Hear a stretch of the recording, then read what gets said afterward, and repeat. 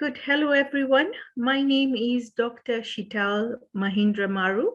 I'm a senior lecturer at the University of Nairobi School of Pharmacy.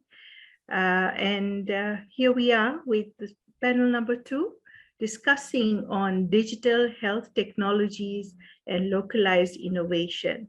So for this panel, we're going to discuss on how COVID-19 crisis disrupted the pharma supply chain by exposing the Africa's vulnerabilities.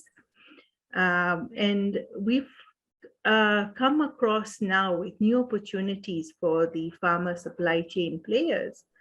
So this panel is going to be discussing on new opportunities, innovations, digital technologies in the African pharma value chain.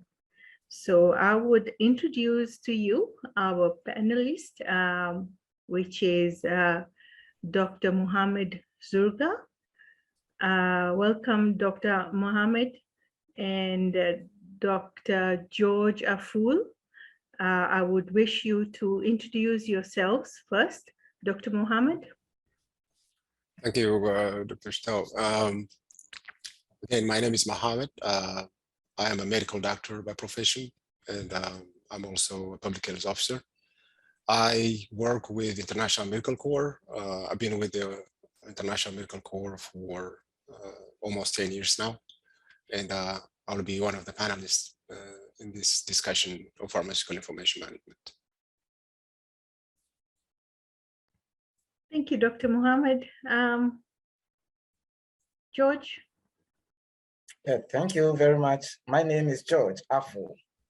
I am a pharmacist by profession and also a public health specialist. I've been in the practice of clinical pharmacy and public health specialization for the past 15 years. Over the last five years, I have concentrated in ensuring access to essential medicines, especially for the underserved. At the moment, I'm working for Pharmacists Group Ghana, and I happen to manage a program called Med for All, a digitalized medicine supply chain platform. I'll be one of the panelists for this discussion. Good. Thank you, George. It's good to know that you're a pharmacist like myself. I've been practicing for over 25 years now. That's great. In the field of pharmacy practice, procurement and supply chain management, and I'm interested in knowing on what are the new innovations and technologies used in the pharma chain supply. So we start off with George, since you're the last one who spoke, but the first one to tell us what's going on in the area with farm access and how are they actually improving on supply chain management for global health commodities. Thank you so much. Pharmacists is a non-profit organization which has a digital agenda. Generally, the core objective of pharmacists is to connect people to quality health. And mentioning quality health, we cannot leave out health technology and the products. And therefore, one of the key things that we have ensured ourselves that we need to contribute to global health is that we need to strengthen the health system in the various areas that we operate. And we also want to ensure that quality becomes a bedrock in virtually all the health systems that we find ourselves working with. So one of the things that pharmacists is doing to contribute to access in terms of the use of technology is the establishment of Med for All. Med for All is like medicine for all, which Med for All established in collaboration with the Christian Health Association of Ghana. Christian Health Association of Ghana is the umbrella organization of church-based organizations.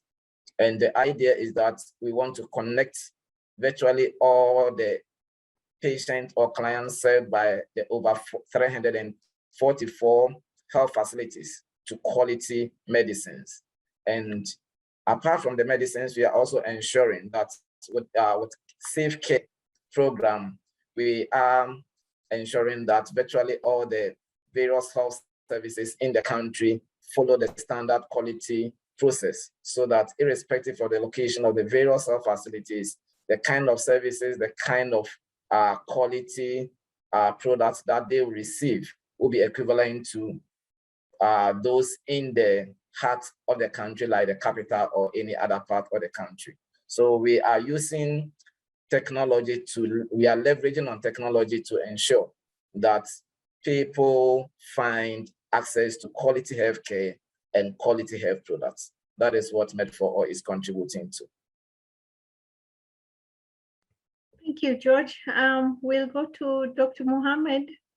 Can you contribute on how your organization is dealing with sustainable supply chain systems with regard specifically with COVID-19? Yeah, just to introduce, International Medical Corps, we are,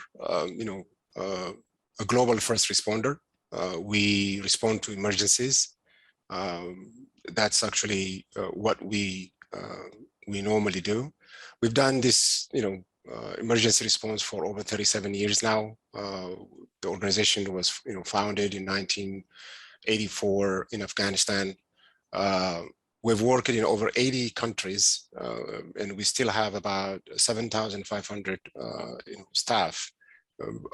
About 90% of those are local staff. We train pharmacists, we train doctors, we train nurses. So basically, we deliver comprehensive health care. But when you deliver comprehensive health care, if you don't have the medicines properly in place, emergency response is almost impossible. So we're one of those NGOs that respond to, an acute onset emergency, but we tend to stay to rehabilitate the health services as well within that country or within those areas of the country. So we bring comprehensive health services, not just simply clinical services, but we also provide nutrition services, water services, family and community care, women and children. So all of these areas that I just mentioned, somehow, somewhere, they need medical supplies. And to deliver these medical supplies to these clinics and hospitals that we work in, we have organized, a procurement system, supplies globally. We have pre-positioned stock in critical places of the world. So we've done all of these, preparatory work in the front end of the supply chain. But the problem that we noticed and the gap that we saw is it doesn't matter where you procure them. It doesn't matter how good your international procurement is or how good these suppliers are to bring in the medicines and the medical supplies into the country. The problem comes when you have it in the central store and start distributing these supplies out to the communities or to the different settings that you might have. As you might imagine, we are an emergency organization, so we tend to have mobile medical units, or in some cases, stable clinics and hospitals that normally are managed by the Ministry of Health, but now we're taking over and supporting them with medicines, training, capacity building. So the distribution system has to really work properly. We've done that as well. But the biggest gap that we saw is the lack of data. Data that can be analytically positive, that you can really tell when items going to be out of stock or overstock scenarios, or when they expire, what is the consumption rates, the 9 yards of that last mile supply chain. So that's where this innovation comes in. So we decided we need to solve this last mile gap, which is a big gap actually. Bringing the medicines into country, clearing them, storing them in a warehouse was easy. It wasn't easy, of course, it's a lot of work, but we at least figured that out. But this last mile was really a problem for us as an organization. So we sat down, we brought in doctors, pharmacists, nurses, logisticians. So we custom built a software to just cater for pharmaceuticals at the last mile. That's why we call our system the Pharmaceutical Information Management System, and I'll be happy to talk about that system. We would certainly want to know more about the system, the Pharmaceutical Management Information System. Dr. Mohammed, would you care to elaborate a little bit more on the system itself and how ministries of health could adopt to these information systems? Yes. So as I mentioned, in the last mile of the supply chain, the challenge is to have a consistent flow of information from the clinics, from the pharmacists that are dispensing the medicine, even from the patient side, all the way to the managing pharmacist or the mission pharmacist that we call them, or the medical team in the mission capital, or even at the head office, who are planning on forecasting, quantification, and what have you. So when we decided to design the software, we designed it in the humanitarian context, because we work in some of the most challenging places. Just to give you some examples, we've deployed this software in Jordan to cater for the Syrian refugees inside Jordan in the camps. That's where actually we came up with the idea, and we made the Jordan program as our incubator for the software. And we designed it using an open source technology.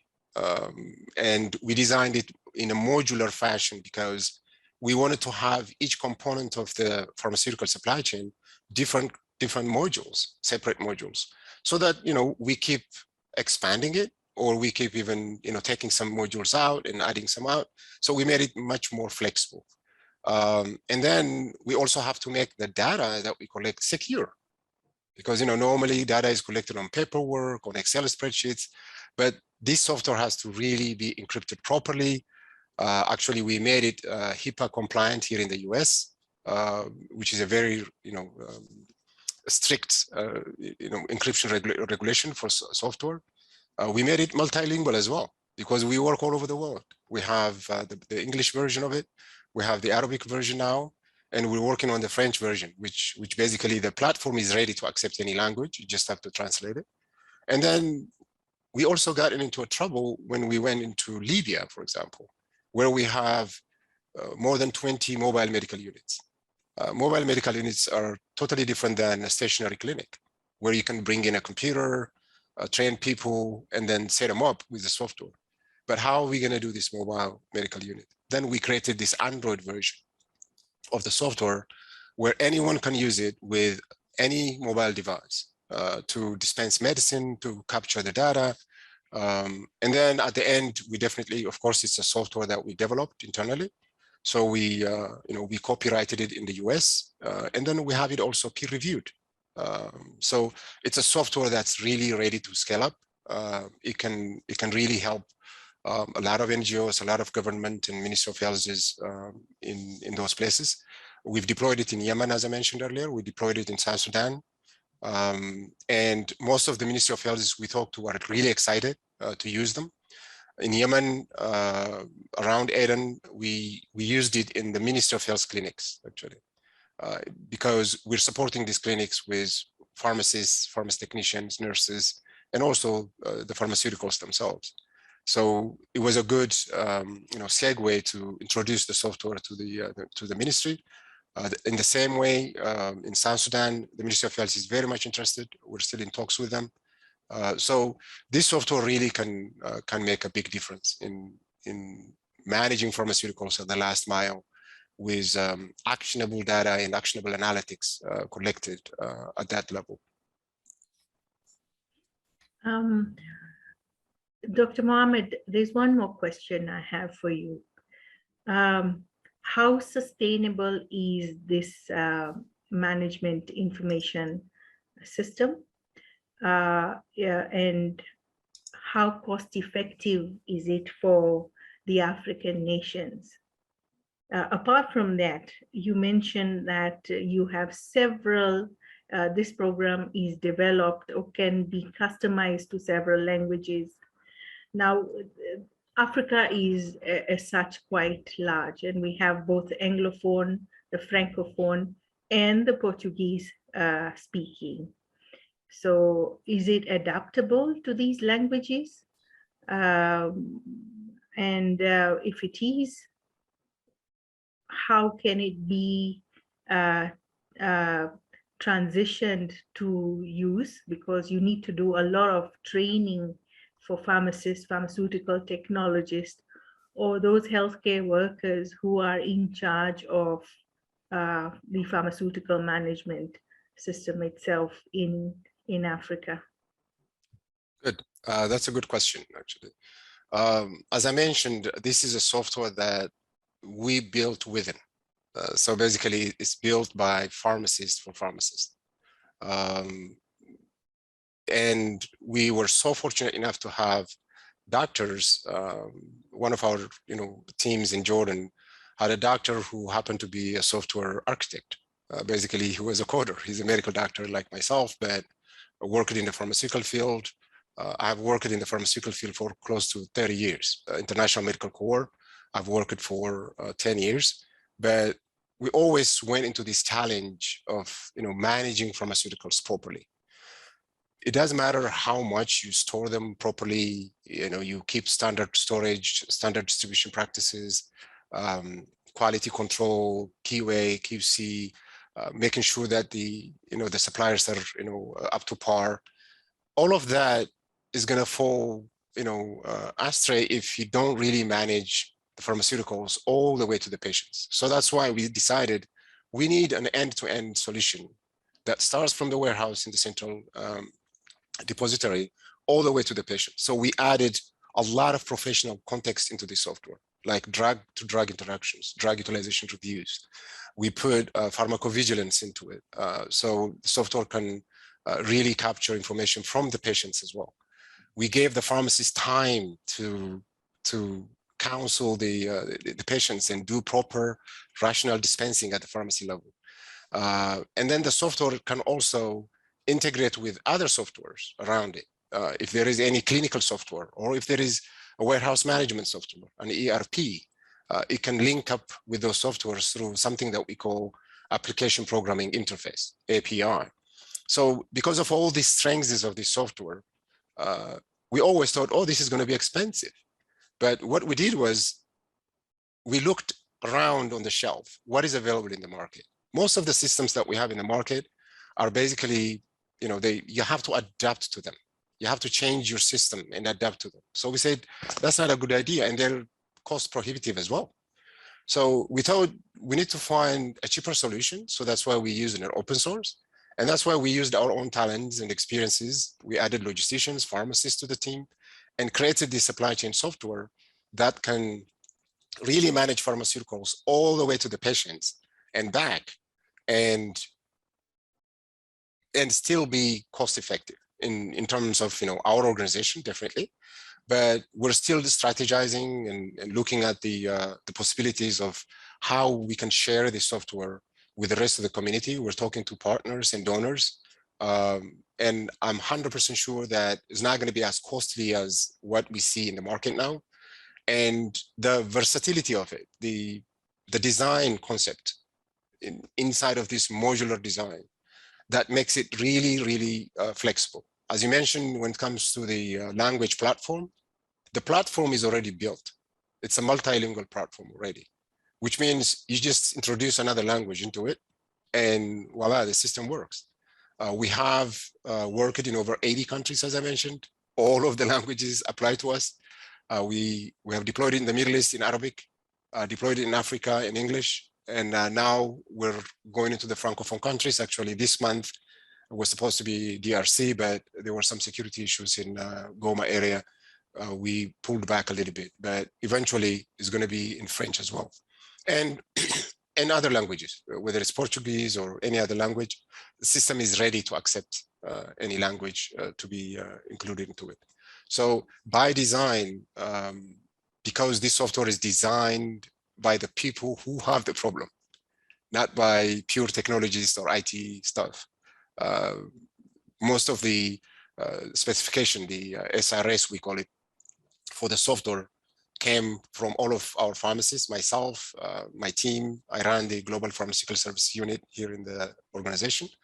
And we put all of our efforts into it and then involved everyone, finance people, logisticians, procurement experts.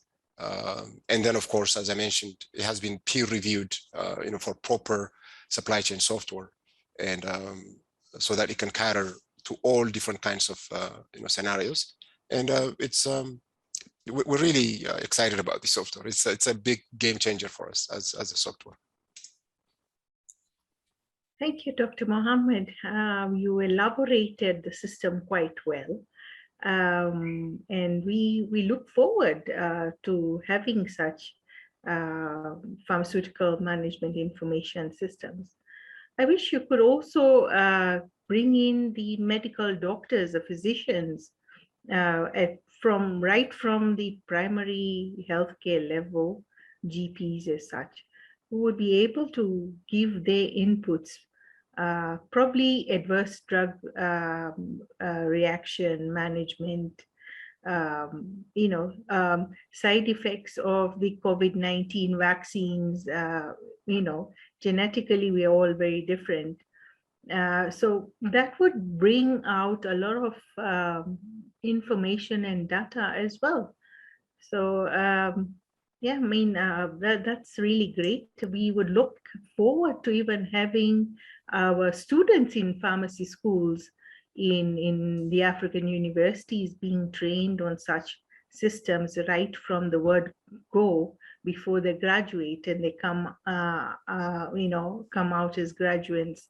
When they're practicing, they're able to use such a program right from day one when they are into the internship as such. So thank you, Dr. Mohammed. I would go to Mr. George Afur from PharmAccess. Can you tell us some of the challenges PharmAccess have been facing as such during the COVID-19 era in terms of having sustainable supply chains using the several technologies that you've been using?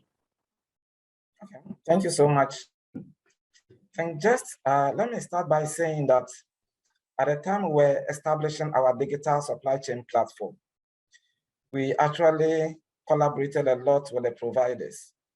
And in the course of our collaboration to establish maybe a baseline consumption data for virtually all the 344 health facilities, one of the key things that became very apparent was that, just like Mohammed said, data was a very big issue.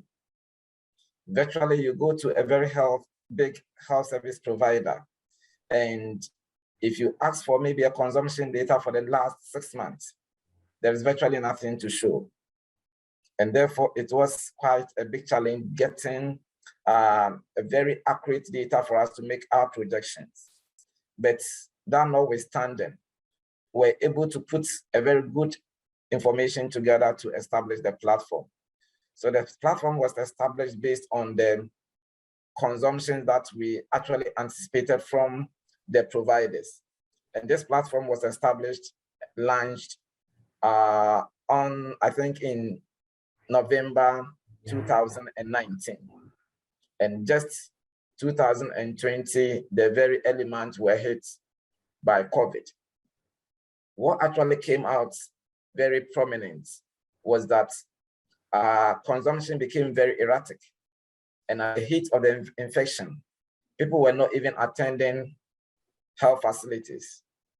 And therefore, consumption of pharmaceutical became a very big issue.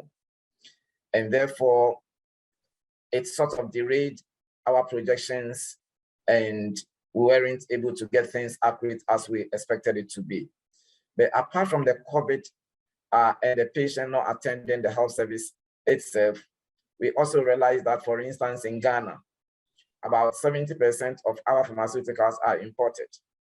And a sizable quantity of that comes from India. And we know how the Indian market was really disrupted by the pharmaceuticals, by the COVID. And therefore, getting access to finished pharmaceuticals from India was a very big issue. The local manufacturing companies, pharmaceutical manufacturing companies, were also very much hit because Ghana also sourced a lot of its active pharmaceutical ingredient from China and India. And these are the two economies that were very much hit by the COVID. And therefore, access to pharmaceuticals was becoming a little bit of a challenge. And therefore, our platform, which brought virtually all the prominent or the big pharma industries in Ghana and the providers together, at a point in time, the suppliers or the pharmaceutical companies were not able to meet the needs of the providers. And that became a very big challenge because one of the key things that we really wanted to solve is to manage their inventory system such that stock out, overstocking, expiry, and whatnot would not be anything that we want to see. But unfortunately, because of COVID, we realized that a gap was also created. And therefore, it was quite difficult for us to meet virtually all the needs of the providers by way of avoiding stock out, by way of avoiding expiry and overstocking. And therefore, we realized that there was some level of overstocking, there was some level of expiry because people were not patronizing the various health facilities. And sometimes the needs were also not met because the source of the raw materials and the finished products were also very much hit. So we also set ourselves to do inventory management system for virtually all the health service providers. And one of the things that we did was to do a redistribution of pharmaceuticals. So the network was such that if we realize that a particular health provider has in excess stock of one commodity, then our network really send messages around to see which other providers will have a need for same commodity, and we quickly redistribute it such that that provider will not get expiry of that product, and the other provider who has a need for it will also not have a stock out of that product. So generally, the key things that, or the key obstacle that, or problems that the COVID brought to bear is on the inventory management system and the consumption pattern of pharmaceuticals, not leaving out availability of pharmaceuticals on the global market, which virtually hit Ghana so much. But that notwithstanding, there are a lot of things that we are also doing to ensure that irrespective of COVID, we are really making quality pharmaceuticals as available as we can, because we've realized that when there are gaps, then unscrupulous people and business people try to fill these gaps with unwholesome pharmaceuticals. And therefore, as part of the platform designed, we have linked up with the Regulatory Authority of Ghana, that is Food and Drugs Administration Authority of Ghana, to ensure that every pharmaceutical that is traded on our digital platform is really certified by the Food and Drugs Authority of the country. And apart from that, we also ensure that the pharmaceutical companies that are selling every pharmaceutical product on the platform also have the marketing authorization from the Food and Drugs Authority of Ghana, to ensure that as much as possible, that we tightened the sieve such that counterfeits and substandard medicines do not find themselves into our supply chain system. Then also we're trying to ensure that what our pharma industries or companies give to the providers are exactly what was satisfied through the platform. We also do a post-market surveillance by using a true scan, which is a spectrophotometer, to ensure that the active pharmaceutical ingredients is actually within the accepted range, which have been certified by the Food and Drugs Authority. And if we find any of these products falling out of the accepted range, then we refer to the Food and Drugs Authority for validation. So in short, we have about 4 prongs of quality checks, and all is geared towards ensuring that every person everywhere gets access to quality pharmaceutical products, and that through the platform, the use of counterfeit and substandard medicines are usually eliminated. The other side of it is to ensure that at least within the universal health coverage, which the country director of Pharmacists Ghana happens to be one of the global team members who have been charged to advocate for the universal health coverage 2030. We also want to ensure that the prices of pharmaceuticals are within limits, and therefore people do not take advantage of the ordinary Ghanaian to, I wouldn't want to use the word exploit, but to make them pay unduly for pharmaceuticals. And therefore what we do is that we actually, as I said earlier, collate the needs of all the health service providers that, that we work with. Then when we have aggregated their needs, then using the volumes that we have, we then present our volumes in terms of monetary value to the pharmaceutical providers. And with the numbers, with the volumes, we then get a huge economy of scale, which bring our prices so down. In fact, as at the end of June, per the market research that we did, on the average, medicine prices on our platform, that is meant for all platform, was around 30% lower than what pertained in the general or on the general market. So that is some of the things that we are also doing to ensure that prices are very good, and therefore out-of-pocket payment is reduced to the barest minimum. Apart from that, one of the key challenges that we also had during the COVID era is that we realized that access to even finance for the various health service providers to pay for the medicines that they buy from the pharmaceutical companies was a challenge, because patients were not patronizing, and therefore the turnover for their drug revolving fund was not as strong as it used to be. And apart from that, the reimbursement for the national health insurance, which happens to be the major consumer of pharmaceuticals, was also not as could not be projected. It was quite erratic, and therefore they had locked a lot of their capital with the national health insurance scheme, and therefore paying the pharmaceutical industries was becoming a very big challenge. And at the point in time, the pharmaceutical industries were not even ready to supply the members on our platform. So quickly we had to mobilize to get some revolving fund to ensure that people can have some interim access to financing to enable them pay for the pharmaceuticals they buy from the various suppliers. So generally, if I should sort of summarize the effect of COVID, one, it's really disrupted the pharmaceutical market in Ghana, where pharmacists also played a very important role in it. Then two, it reduces the availability of pharmaceuticals. And three, the providers and consumption became very erratic, and therefore planning was a problem. Then four, because of the COVID, reimbursement was also becoming a problem, and therefore access to finance to pay for the pharmaceuticals were also another issue that we had to battle with. But all in all, at our third quarter assessment, we realized that pharmacists have been able to achieve two of the three key objectives that we set ourselves to achieve. That is, the quality of our medicines was very good, and the prices of our medicines were also about 30% lower than what pertains on the market. Apart from the economy of scale that we are using, one of the key things that contributed to the success in reduction in price happens to be the technology that we use.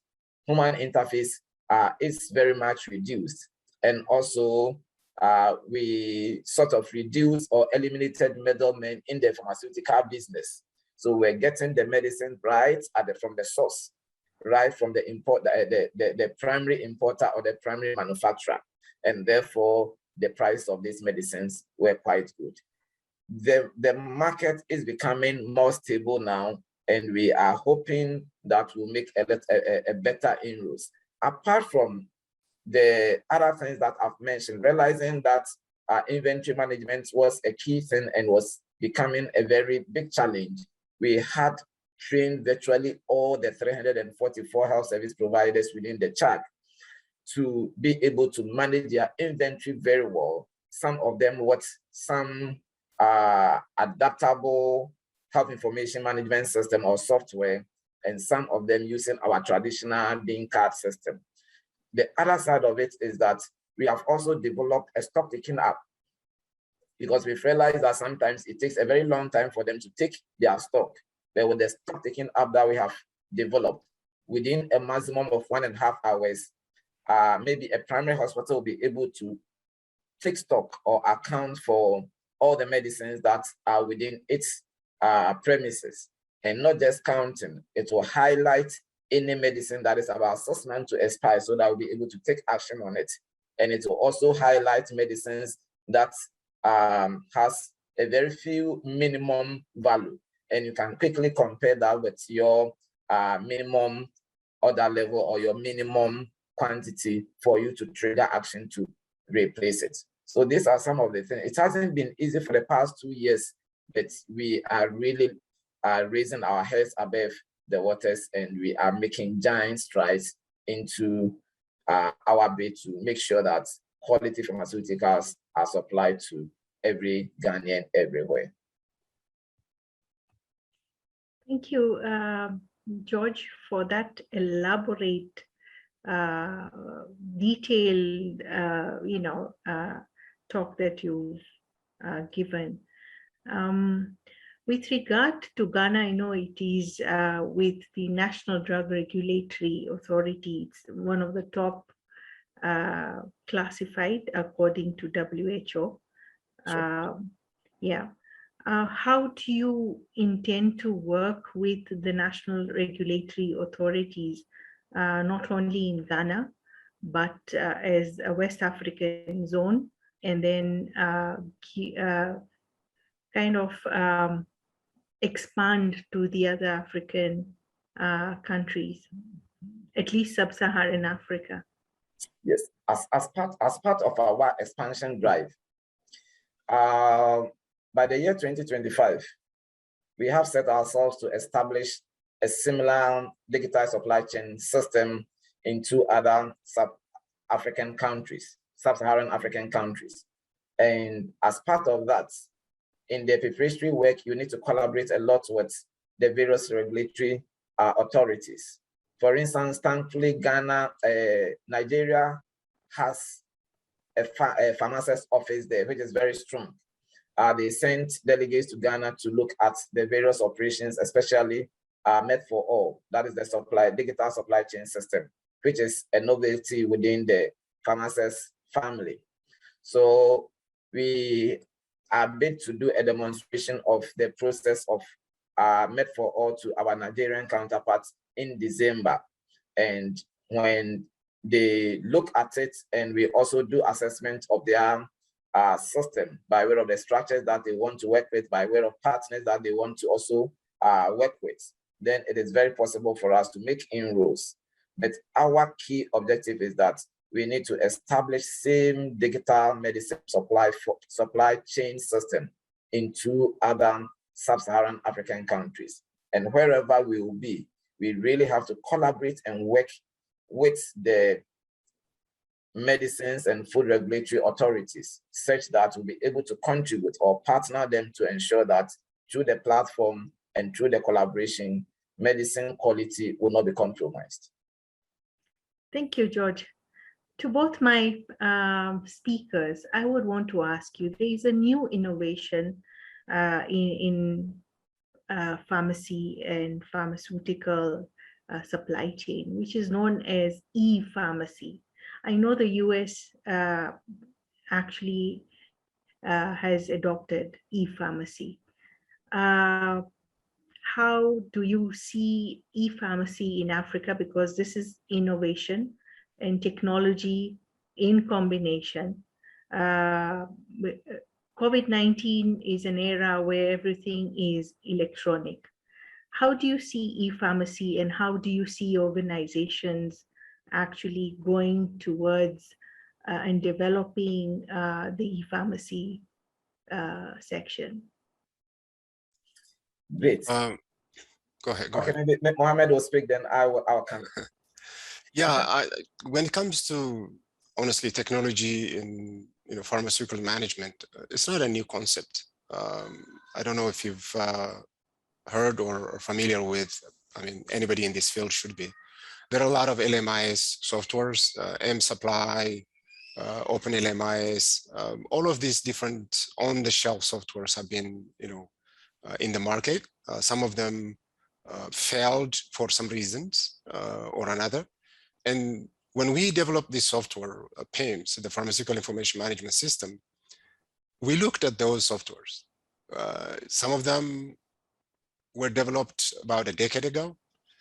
Some of them still lack some of the newer technology or the 21st century, frameworks of a software, ease for operators, ease for the pharmacists or for the users. We looked at all of that, component of it, and then we put our professional impetus into this software when we designed this PIMS. So e-pharmacy is something that is here, something that's going to stay. A lot of people are going to try to create something new every now and then, but it's not, being biased towards PIMS, but we looked at what actually a pharmacist or a logistician or a doctor is struggling with at the field level. And as I mentioned, our organization, International Medical Corps, we are an emergency response organization that goes to places where there is no network, there is no infrastructure. In some places, no electricity. We have to use generators even to run the clinics. These are very common problems in Africa, in most of the African countries that we work in. And so for that reason, we wanted to make this software accessible to places where we don't even have network. We don't even have electricity. It can work on offline mode. It can work in a small area network without, Wi-Fi networks in the area. You can establish with a few computers, or we call them servers, a small area network that can work for an area that is totally detached from the center, but still can transmit information using some technology and packages, which is very, very important. On the other part, as Dr. Afulu was mentioning earlier, we thought about all of those problems that he just mentioned earlier. How do you rationalize? How do you quantify? How do you forecast? Then how do you not just only dispense the medicine, but how do you track drug-to-drug interactions? How do you dispose expired medications? How do you even avoid stockouts or overstock scenarios or expired medications in the first place? How do you do transfers from one clinic to another? All of this is visible. All of this data I just mentioned is visible for any managing pharmacist in the central hub in one screen from multiple locations. It could be you have 15 clinics, but all the 15 clinics are visible in front of you. Which clinic has more, of ORS or more paracetamol over here? And then which one is about to expire? What do they have to do? What's their patient load? How many prescriptions a day are they dispensing? Multitude of data points that can really be figured out and looked at graphically in a very simple and easy way. Just to mention some of the KPIs that we collected over the past few months and years since we started this. In Jordan, for example, we have reduced the pharmacy dispensing time from 4 to 5 minutes per prescription to basically 45 seconds. A pharmacist can dispense one medicine in 45 seconds, but what is he going to do with the rest of the time? He can counsel the patient properly. He can do rational dispensing properly. And then preparation of resupply requests to the warehouse usually takes them hours. It takes them more than 8 hours minimum, but here automatically done for you. A couple of clicks, 30 minutes of review, you're done. Consumption reports. When you ask consumption report from a far away place, George can attest to this. it takes them days, in some places hours. If it's easy, they have to work on an Excel spreadsheet, stopping their pharmacy work. Here in PIMS, it just takes 1 minute. Basically, it's perpetual inventory done already, ready. So it's a matter of clicking and a matter of pushing the system, the information into the next system, into a warehouse system, or transferring the information on either flash drive or any other method that you have, or even printing it on an Excel spreadsheet, which is a ready-made report for you. So we eliminated a lot of all those, manual works, tally sheets for all sorts of, M&E data collection and what have you. And in places, we succeeded actually totally eliminating stockouts and expiration and overstock scenarios. But in the majority of the places we work, these are very difficult places I mentioned: South Sudan, Yemen, Iraq, Libya, Jordan. In these places, we have dramatically reduced, these incidences of stockouts or overstock scenarios. So, and then the other part that I really want to mention is, it doesn't matter how good your e-pharmacy is or how your technology is. If you don't connect it with the people and the process, systems, processes, and people, if you don't really have a good, confluence between those three, you're not going to be successful. It doesn't matter how good your system is. You have to make, the people also, capable of doing this. And one of the things that PIMS shines on is the training curve. You can train any pharmacist who has never seen, or any pharmacy technician or a dispensing nurse who has never seen a computer, except probably, a cell phone or something, in a couple of hours. You can train them on every activity that they have to do on that software, because we divide the software in a certain way where a pharmacist has a certain task. They have to dispense medicine, they have to counsel the patient, they have to record all the information. The system does most of it for them. And then if they get any feedback from the patients and any pharmacovigilance information, they have a place to record that, and then to communicate with the doctors or the prescribing pharmacist, and then to ask for a resupply from the warehouse. These are very limited activities a pharmacist has to do. All of these were supposed to be done manually, but now electronically, PIMS helps the pharmacist to minimize the time they spend on this, and the training just takes a few hours. I remember a 60-year-old pharmacy technician in South Sudan who has never clicked a keyboard before in his life. Trained him for, on PIMS in a couple of hours. The next day we came in, he asked a couple of questions, and voila, he was dispensing. And we observed him for another day, and now he's one of the best pharmacy technicians dispensing in South Sudan, in a very rural clinic. I kid you not, this is really a game changer for us. We're really excited. And of course, we can't wait to share it. It's one of those platforms that is affordable, customizable, not expensive, but we just have to figure out the legal framework of it, the managerial framework of the software, how we can transition this into the public domain. Great, it's great to know how user-friendly it is. With some of our African nations being really poor in terms of technology usage. So, Mr. Aful, to you. Yes, just let me share a little on top of what Mohammed has just said. Generally, when we talk about the e-pharmacy, it is virtually not too much of a new concept. It's been in the system for some time. But the fact of it is that as soon as you mention E, then you are also thinking about other technological devices. And these technological devices have not been available in some parts of Africa and maybe many lower and middle income countries. But the fact of it is that no matter how elaborate your e-pharmacy concept becomes, if the people that are going to adopt and use it are not skillful, are not trained, do not really accept the concept well, we are not going to achieve what the e-pharmacy concept want to achieve. Because though it is but it's the human beings that are going to make input to enable the person at the other side have access to that information.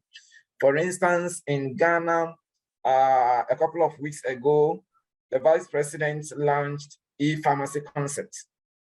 And the Pharmaceutical Society of Ghana was of the opinion that it is a very good concept, and though it has been in the system for some time now, we really have to work together to ensure that pharmacists and the pharmaceutical industry players really position themselves well to be able to make this thing work.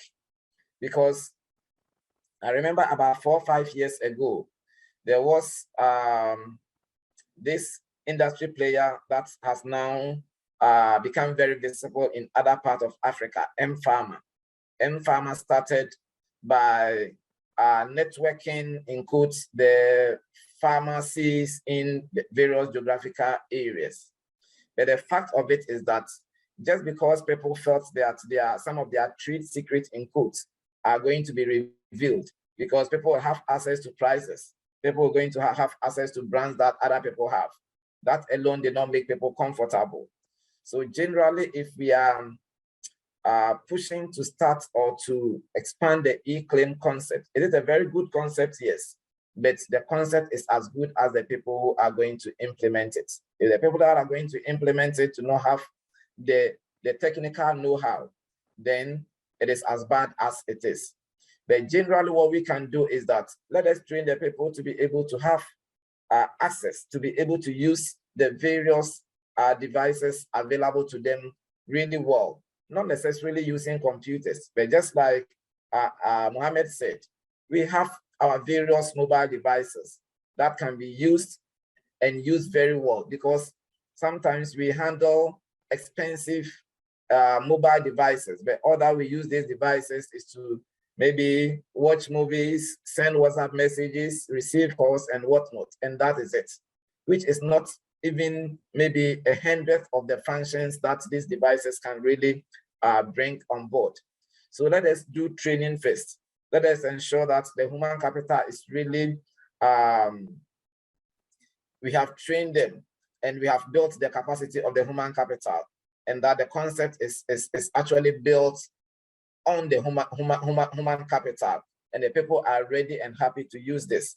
If that happens, then e-pharmacy concept is going to be one of the things that is going to be a game changer.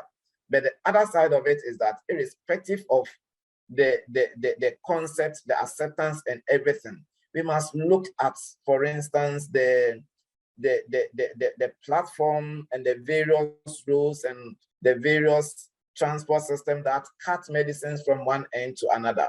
Because the e-concept will not cut medicine from one end to another. It should be transported maybe by road, by air or whatever. And this infrastructure needs to be very much in place so that we will not hit the wall and move back to the old, our old way of doing things. So yes, e-pharmacy concept is good, but it is as good as the capacity of the people who are going to implement this e-concept. Thank you. Thank you, Mr. Aful, for that remark. Overall, I think we've got the message. Technologies, good for you. We have the PMIS system and the Farm Access system is met for all. You're doing really good. This is supposed to be trickling down in Africa as soon as possible. We need to train and build capacity for the people themselves. Yeah, so that's a good thing. I just want you to give closing remarks. Dr. Mohammed and George. We'll go with Mohammed first and then George. Sure. I mean, thank you so much again for this opportunity to present to you the PIMS software, the Pharmaceutical Information Management System. One thing I want to say, as a closing remark is, as a professional, as a public health person, and in leading a team of pharmacists and technology experts and IT individuals in our organization, I'm really encouraged by the solution that comes out of people in general, from co-workers, from partners, NGOs, government offices, and what have you that we interact with. And as I mentioned before, and as George also alluded earlier, no matter how good the system is, if you don't really, synchronize it with people and processes, we're not going to be successful. But there is hope in this regard in the e-pharmacy field. The reason why I'm so optimistic about it is this is one example of a very simple software that can be deployed in an emergency setting of all places. Places where there is no electricity, very literally no network, in difficult places, but still you can bring 21st century technology, either on a handheld device, on a laptop, or on a computer. Our medical mobile units in Libya, they go to the mountains of Misurata with a truckload of medicine for the day, and they dispense those medicines using PIMS. And they come back home and dock that handheld device and upload the information that they did the whole day. It's that simple and that easy. But again, the optimism comes from the simplicity of the software and the simplicity of other technologies that are available currently in the e-pharmacy field. And also the revolution that we see in front of us, the technology revolution in Africa. I don't know if you guys are aware, Wi-Fi accessibility and internet accessibility is increasing by leaps and bounds. And soon there will be satellite internet available for the whole world, for that matter, in probably a few years' time. That is a very exciting news for me when I see and read those kind of literatures. One of the richest guys on the planet, Elon Musk, is sending these satellites for the internet access for Africa. They're about to go live in the next couple of years. Most likely, some of them have already started on a test basis. That's going to really push us to another level. Basically meaning you can go anywhere and access internet, even in the rural places. And all of this technology that's coming up can benefit from that kind of basic infrastructure. Whether you have electricity or not, you can still do it. But with PIMS, we have done it without all of that. And that really keeps me optimistic about the future of e-pharmacy in general. Thank you. Thank you. Thank you, Dr. Mohammed. Mr. Fu? Yeah, thank you so much, No, for this very important opportunity, especially for us to showcase what Pharmacists through Med4All is doing in its quest to ensure that persons everywhere have access to quality medicines. We always say that irrespective of the skill of the healthcare professionals, just like Mohammed said at the beginning, irrespective of the various health devices that are available, if medicines are not available at the time of need, if the quality of the medicines are bad, we will not be able to prevent unwanted mortalities, and quality of life can also not be improved. And therefore, we see medicines as a lifesaver and something that can be used to prevent mortalities and morbidities.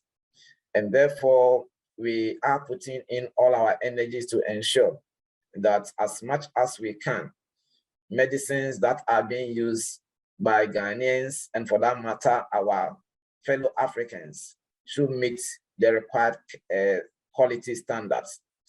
What excites us or what motivates us to move on is that, at least starting within the last 2 years, even within the COVID era, we have realized the kind of gains that we're able to make by way of reducing the prices of medicines, by way of ensuring that as much as possible, no counterfeit, no substandard medicine is traded on our platform.